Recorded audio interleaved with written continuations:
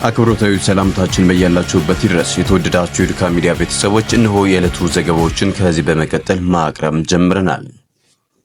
ዘመቻ አንድነት ተጠናክሮ በቀጠለው ዛሬም ዳንግላ ላይ አቢ ኮሎኔል በጀግኖች የመናገሻ ጀንበሬ አናብስቶች ተሸኝቷል። 12ኛ ቀኑን በያዘው ዘመቻ አንድነት የአማራ ፋኖ በጎጃም በሁለት ግንባሮች በጠላት ላይ ሰብአዊና ቁሳዊ ኪሳራም አድርሷል። የአማራ ፋኖ በጎጃም 3ኛ አገው ምድር ክፍለ ጦር ባደረገው የተቀዳጀ ጥቃት ከዳንግላ ከተማ በቅርብ ርቀት ላይ የምትገኘው ዘልሳ በተባለ ቦታ የ3ኛ ክፍለ ጦር ዘመቻ መሪ ኮሎኔል የደመሰሰ ሲሆን ከነበሰው ጠላት መካከል ከግማሽ በላይ የሚሆነው ሞትና ቁስለኛም ሆኗል። በዚህም የአማራ ፋኖ በጎጃም የተደመሰሰ 13ኛው የአቢ ኮሎኔል ሆኖም ተመዝግበዋል። በአማራ ፋኖ በጎጃም 4ኛ ጃዊ መተከል ክፍለ ጦር ስር የሚገኘው ጣና በለስ ብርጌድ ባደረገው መብረቃዊ ጥቃት ማንዱራ ከተማ የሚገኘውን የጠላት ኃይልም አከርካሪ የሰበረ ሰብአዊና ቁሳዊ ኪሳራም አድርሰዋል። በመተከሉ ጥቃት የተናደዱ የአገዛዙ ኃይሎች ፓዊ ከተማ ላይ ፖሊስና አድማ ብተና ጋር በመተባበር ንጹሃን አማራዎችም ገለዋል። ከተገደሉት መካከልም አዝመረው ተረፈ፣ ደረጀ ገነት፣ መንግስቱ አሸብር፣ ባባይ ገነት ሲሆኑ ቁስለኛ የሆኑ ደግሞ አምሳልዬ አውለው፣ ባባይ ላቀ፣ ባባይ አስረስ ናቸው። በሌላ በኩል ትናንት ከምሽቱ 2 ሰዓት አካባቢ የአራተኛ ክፍለ ጦር ኮማንዶ አባላት ጃዊ ፈንድቃ ገብተው ከ4 በላይ አድማ ብተና አባላትም ደምስሰዋል፣ ብዙ ቁስለኛም አድርገዋል። በተያያዘ መረጃም በደቡብ ወሎ ዞን ጃማ ወረዳ ውስጥ ጠላት ክፉኛ ተደመሰሰ። በዘመቻ አንድነት በምዕራቡ የወሎ ክፍል ጃማ ወረዳ ውስጥ ከወረኢሉ ወረዳ ድንበር አጠገብ አስደማሚ ጀብድም ተፈጽሟል። ቀይ አፈር ከሚባለው ቀጠና በሌሊት ተነስተው የዋሲል ብርጌድ ኃይል ወዳለበት ቦረና ቀጠና የገቡት የሰላም አስከባሪ አባላት ለወሬ ነጋሪ ባልቀረበት አግባብም ተደምስሰዋል። በፋኖ እንድሪስ ኢማም የሚመራው የዋሲውን ብርጌድ ፋኖ የጠላትን እንቅስቃሴ በቅርበት በመከታተል ኦፕሬሽኖችን ቀድሞ በማክሸፍ የተዋጣለት ሲሆን ዛሬ ሌሊት የብልጽግናን ሰላም አስከባሪ ተብዬ አሸባሪን በመክበብ የሞት ቀለበት ውስጥ አስገብቶም ደምስሷቸዋል። በዚህም የተደናገጠው ደጎሎ ከተማ ውስጥ ያለውን የፋሽቱ አብይ አህመድ ጥምር ጦር ህዝብን ሲያሸብርና ንጹሃን ሲያዋክብ የዋለ ሲሆን ጎረና ቀጠና ውስጥ የሰላም አስከባሪዎችን አስከሬን ቆጥሮም ሲጭንም ነበር። ከጨፍጫፊው ሰራዊት ጋር አብረው መንገድ በመምራት የራሳቸውን ወገን ሲያስረሽኑና ሲረሽኑ የከረሙ ባንዳዎች በስተመጨረሻም የፋኖ እጅ ላይ ወድቀው በሌሊት ትንቢያም ሆነዋል። ከዛሬው ክስተት ተምረው የቀሩ የጥምር ጦር አባላት የፋኖን ትግል እንድትቀላቀሉ ህይወታችሁን አትርፋችሁ ህዝባችሁን እንዲያድኑ በዚህ አጋጣሚ እያሳሰብን ይህ ዕድል አልጠቀም ብሎ በባንዳነቱ የሚቀጥል ሁሉ አሟቱ የውሻ እንደሚሆን ስንገልጽም በእርግጠኝነት ነው።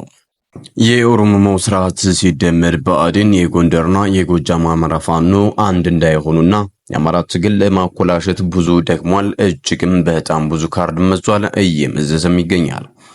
የጎንደርና የጎጃም አዋሳኝ ቦታዎች ላይ የእርስ በርስ ግጭት ለማስነሳት እንዲሁም በህዝብ ግጭት መካከል ፋኖ ጣልቃ ይገባልኛል እንዲሁም ይታኮስልኛል ከዛ ከትግሉ ማቅጣጫውን ስቶ ይዳከምልኛል ብሎ በማቀድ የጎንደር ደራ ወረዳን ገዳምን ብአዴን ባዋቀረው ሰሜን ጎጃም አጠቃለው ካርታ ሰርቶ ይፋ አደረገ። ግጭት እንዲነሳ ብዙ ለፋ፣ ባይሳካለትም በዚህ ረገድም በሁለት ጎራ የተከፈሉ የጎጃምና የጎንደር ፋኖ ደጋፊ የሚመስሉ ውልደ ብአዴናን አልቃሽም ተደሳችም ሆነው ተከስተዋል። ዳሩ ግን የፋኖ ትግል በብስለትና በጥበብ የሚመራ በመሆኑ ሴራው ከሽፏል። ብአዴንም ተፍጨርጭሮ ሳይሳካለት ቀርቶ ፋኖ አንድነቱን አጠናክሯል። ትግሉም የብአዴን ግስግስ ከምድረገጽ ማጥፋት ስለሆነ ሴራውም ትርክቱም አብሮ ይቀበራል።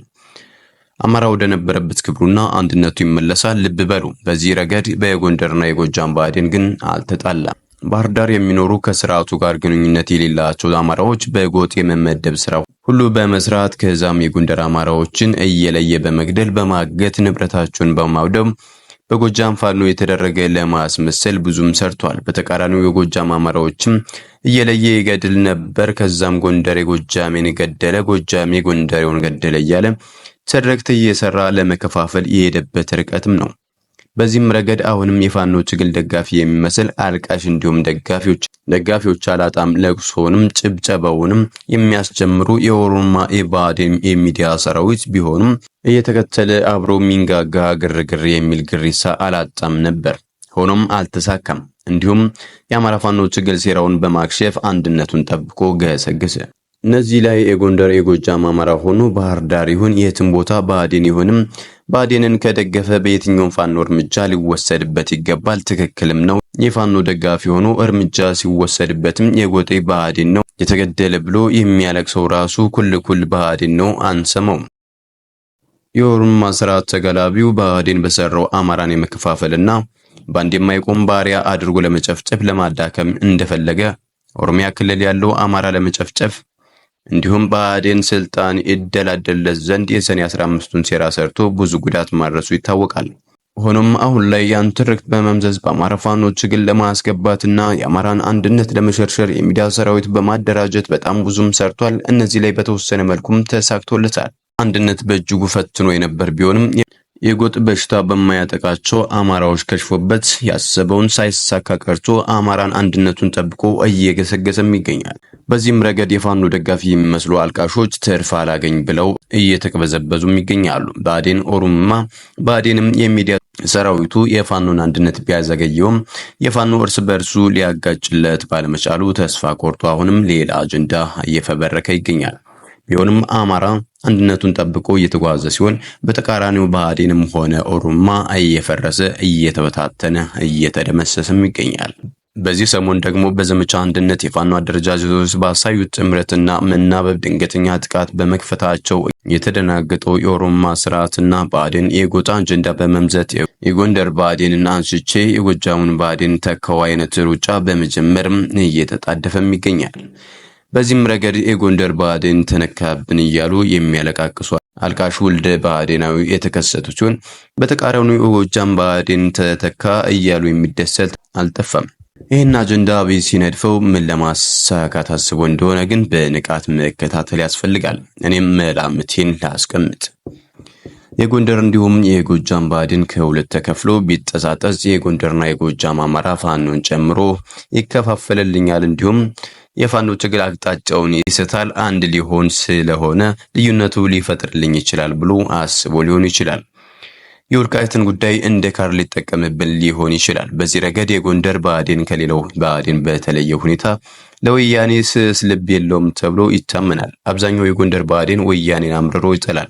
የጎጃም ብአዴንም ስለ ወልቃይት ላይጨነቅ ይችላል የሚል ግምገማ አድርጎ የጎንደር ብአዴን የጸጥታ ዘርፍ ኃላፊዎችን በማንሳት የተካው። እዚህ ጋር የኦሮሞ ስርዓት ከወያኔ ጋር በመመሳጠር ወልቃይትን ለማስረከብ በማሰብ የጎንደር ብአዴን ምናልባት እንቅፋት ይሆንብኛል፣ ሲቀጥልም የጎንደሩ ብአዴን ሊያሳምጹብኝ ይችላል በማለት አስቦ ያስነሳቸው ሊሆንም ይችላል። በዚህ ረገድ በሚቀጥሉት ወራቶች ወያኔ በጉልበት ወልቃይትን እንድትወር በማመቻቸት ሊያስገባ በማሰብ አስቀድሞ የጎንደር የጸጥታ ኃላፊዎችን አንስቶ የጎጃም ብአዴን የጸጥታ ዘርፍ ኃላፊ በመሾም የጎጃሙን ብአዴን ወልቃይትን አሳልፎ ሰጠ ለማስባል እንዲሁም የጎንደርና የጎጃም አማራን በመከፋፈል ረገድ ትርፍ ለማግኘት አስቦ ሊሆን ይችላል።